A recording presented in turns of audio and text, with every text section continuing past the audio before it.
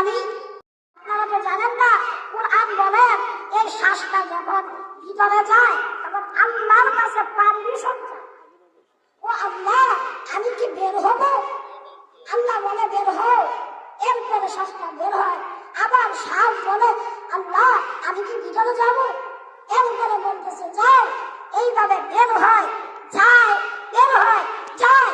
এইভাবে অনুমতি চায়, অনুমতি দেয়, অনুমতি চায়, অনুমতি দেয়।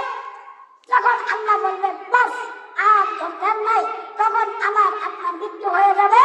মালাকুল মউত আমার রূহটাকে দেহ থেকে বের করে ফেলবে। তখন বলবেন হাই রে দুনিয়া, থাকতে দিলি না, নামাজ তো পড়ি নাই, রোজা তো রাখি নাই, মিথ্যা কথা বলতে বলতে জবানটাকে নষ্ট করে ফেলেছি, চোখ দিয়ে খারাপ জিনিস দেখতে দেখতে চোখটাকে নষ্ট করে ফেলেছি, কান দিয়ে খারাপ জিনিস শুনতে শুনতে কানটাকে নষ্ট করে ফেলেছি। আমি কোনো মাহফিলে যাইতাম না, কিন্তু গানের ফুলের বাড়ি শুনলে বাড়িতে আমার ঘুম হইত না। আমি ওই মাহফিলে চলে যাইতাম, গানের প্যান্ডেলে যাইতাম, বেগানা নারী দেখতাম। হাই আজরাইল, তুমি আমাকে তুলে দিলা, তুমি আমাকে মৃত্যু দিয়ে দিলা আল্লাহর হুকুমে। তাহলে আমি তো কোনো আমল করি নাই, আমার হাসরটা কেমন হবে? আফসোস, লাভ নাই, কোনো লাভ নাই। তখন মনে করবো ওই যে মসজিদের ইমাম সাহেব আমাকে আপনাকে হাতে ধরে পায়ে ধরে অনেক বলছে, কিন্তু মানি নাই।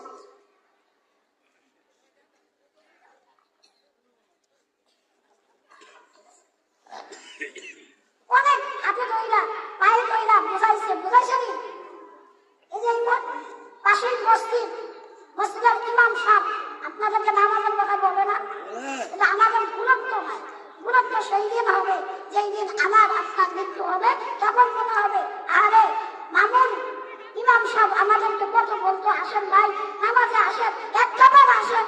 অনেকেই বলে নামাজ পড়লে মজা পাওয়া যায় না। কে বলছে? আল্লাহর প্রেমে যদি একদিন পড়ে না কিয়ামত হয়ে যাবে, প্রেম ছাড়বেন না, ঠিক কিনা?